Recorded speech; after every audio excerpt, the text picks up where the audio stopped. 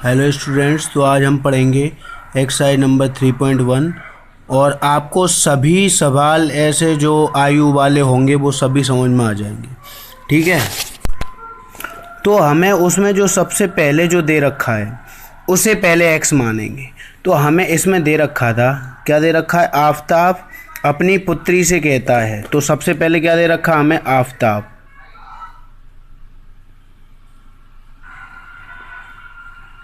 की आयु बराबर एक्स। ऐसे ही तो हमें जो कुछ दे रखा वो मान लिया। प्रश्न में क्या कहा है कि 7 वर्ष पहले, तो पहले क्या करो, जो ऊपर दे रखा उसे यहाँ मान लो एक्स और बीच में बराबर और फिर लिख लो वाई। तो इसने कहा 7 वर्ष पहले, तो पहले के लिए लगाते हैं माइनस और बाद के लिए लगाते हैं प्लस। ठीक है, तो इसने क्या कहा, 7 वर्ष पहले घटा दो 7 वर्ष। ठीक है, और इसमें से भी, क्योंकि अगर हम आपसे आपकी आयु पूछें कि 3 वर्ष आप पहले कितने के थे, तो आप भी क्या करोगे, अपने में से आयु में से 3 वर्ष पहले घटा दोगे। इसी हिसाब से क्या है ये x-7 ऐसे y-7। तो क्या कह रहा है फिर, मैं तुमसे 7 गुनी, यानी किससे, इससे, यानी बड़े में नहीं करते हैं, छोटे में मल्टीप्लाई करते हैं। जैसे अगर हम बात करें, जैसे वो कहे वो 10 साल का है, वो इससे कितनी गुनी आयु का है, मान लो ये था इनका 2। ठीक है, तो ये इनसे कहेगा 5 गुनी आयु का, तो ये इसमें मल्टीप्लाई करेंगे तो कितना आएगा, 10। अगर लेकिन हमने इसमें ही बड़े में ही 5 का मल्टीप्लाई कर दिया तो ये तो कितना हो गया, 50 = 2। तो ये तो गलत हो जाएगा, यानी ये सही है। यानी हमें क्या करना होता है, छोटे में मल्टीप्लाई करना होता है। ठीक है, कितने गुनी आयु का, 7 गुनी का, तो 7 कर लो। ठीक है, तो ये क्या हो जाएगा, x-7 = 7y-49। इसे इधर ले आएंगे, x-7y -49 + 7 = -42 आएगा ये x-7y। ठीक है, ये हो गया हमारा समीकरण नंबर 1। और अगर हम दूसरी शर्त के हिसाब से बात करें, तो दूसरी शर्त में इसने क्या कहा है कि अब से 3 वर्ष बाद, अब इसने बाद की बात कही तो दोनों बराबर रख लो पहले, बराबर। अब बाद की कह रहा तो 3 जोड़ दो +3। ठीक है, और इसके बाद इसने कहा अब से 3 वर्ष बाद मैं केवल तुमसे 3 गुनी का, यानी यहाँ 3 का मल्टीप्लाई कर दो, कितना हो जाएगा, +3 = 3y + 9। इसे इधर x-3 y = 9 - 3 और x माइनस ये हो जाएगा 3y = 6। ठीक है, ये हो गया समीकरण नंबर 7। तो अगर वो आपसे कहेगा, क्या कहेगा कि इन दोनों को बीजगणितीय रूप, ये हैं इनके बीजगणितीय रूप,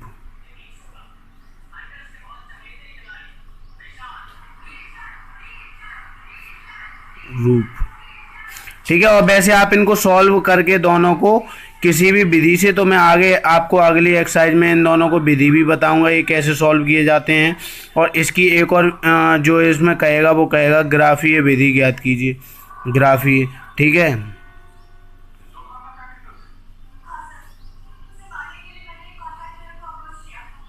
तो ग्राफीय विधि कैसे ज्ञात करते हैं वो हम देखते हैं। तो हम क्या करेंगे, हमने यहाँ पहली इक्वेशन ले ली, तो हमें क्या करना है, सबसे बड़े को यहीं रखना है, बाकी सबको उधर भेजो। तो क्या आएगा, -7y = या फिर आप ऐसा भी कर सकते हो, ऐसे ये आ जाएगा इधर -42 और ये -x, और ये माइनस से अगर इसमें मल्टीप्लाई करोगे तो ये आ जाएगा 7y = 42 + x। ठीक है, और ये क्या हो जाएगा, y = 42 + x/7। ठीक है, तो अब यहाँ पर हमें क्या करना है, यहाँ पर हम एक टेबल बना लेते हैं। ठीक है, यहाँ हो जाएगा x और यहाँ हो जाएगा y। हमें हर इक्वेशन के 3-3 पॉइंट्स निकालने हैं। तो यहाँ क्या करेंगे, कुछ ऐसी मान लो, सबसे पहले x बराबर हमने 0 रखा, यानी हम यहाँ 0 रख दें, यानी यहाँ हमने 0 रखा। तो हम कैसे सॉल्व करेंगे, y = 42 + 0y7। तो इज इक्वल टू क्या आ जाएगा यहाँ पर 42/7, तो कितना आएगा 6। ठीक है, तो यहाँ हम लिख देंगे 6। ऐसे ही हम यहाँ प्लस के 7 या माइनस के 7 रखें, ठीक है, तो यहाँ हमने माइनस के 7 रखा तो कितना हो जाएगा, ये हो जाएगा 35/7, तो कितना आएगा 5। हमने यहाँ पर -7 रखा और यहाँ आ गया 5, ठीक है। और यहाँ अगर हम प्लस के 7 रख दें तो कितना आ जाएगा, ये हो जाएगा 49/7, तो कितना आ जाएगा 7, ठीक है। हमने 7 रखा, 7 ही आ गया। तो इसी तरीके से अगले वाले निकाल लेंगे हम, ठीक है। जैसे अगर हमने ये समीकरण 2 से लिया ये, तो हमने क्या किया, बड़े को यहीं रख दिए, बाकी सबको धीरे धीरे हमने इधर कर दिया। तो फिर मैंने क्या कहा, अब यहाँ पर ऐसी वैल्यूज़ रखनी है कि अगर हम इससे भाग दें तो कोई भी संख्या पॉइंट वाली नहीं आनी चाहिए, तो जल्दी से इसको सॉल्व किया जा सकता है। हमने क्या रखा, सबसे पहले x बराबर 0 रख दिए, यहाँ हमारे पास ये माइनस का आ जाएगा। फिर हमने x बराबर यहाँ पर 3 रख दिए, तो 6 में से 3 गए तो माइनस के 3 बचेंगे, तो ये आ गया। अब ऐसे ही अगर हम यहाँ पर 6 रख दें, x बराबर 6 रख दें, तो कितना है 6 - 6/3 बराबर 0 आ जाएगा आंसर, ठीक है। तो यहाँ पर भर देंगे हम क्या, हमने x बराबर ये 0 लिखा तो y बराबर कितना आया था -2, ठीक है, -2। ऐसे ही यहाँ पर हमने रखा 3, ऐसे ही। फिर हम एक ग्राफ इस तरीके से बना लेंगे, ये इधर x प्लस के होते हैं, इधर x माइनस के होते हैं, और ये y माइनस के होते हैं, इधर ऊपर क्या होते हैं, y प्लस के होते हैं। तो हमने दोनों के ये लिख लिए हैं, ठीक है, दोनों इक्वेशन से हमने जो वैल्यूज निकाली हैं।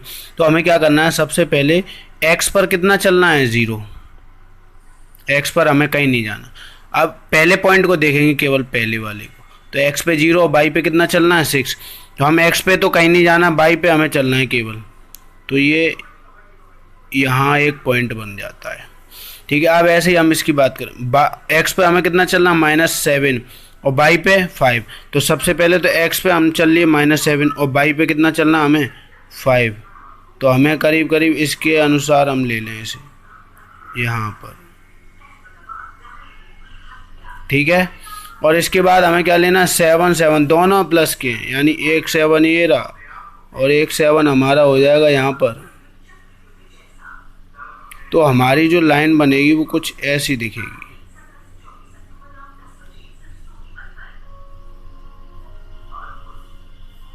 ठीक है। ऐसे ही हम दूसरी वाली को कर लेंगे। यहाँ x पे 0 चलना है, y पे -2 चलना है, यानी हमें यहाँ पर आ गया। ऐसे यहाँ पर ये 3 चलना है, फिर 1 चलना है, हमें 3 चलने के बाद फिर 1 चलना है।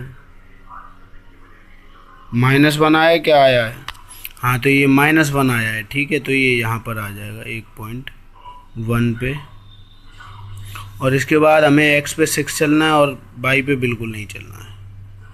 तो हमारी जो लाइन बनेगी वो कुछ ऐसी बनेगी, ठीक है। तो हमें क्या करना होता है, ये जो पहली वाली लाइन बची है तो इस पे पहली वाली इक्वेशन लिखनी है, ठीक है। यहाँ पर क्या थी, x - 7y = -42, और ये वाली लाइन थी हमारी, कौन सी लाइन थी, ये थी x - 3y = 6। तो ये ऐसे करके ऐसे ग्राफ करना है, ठीक है।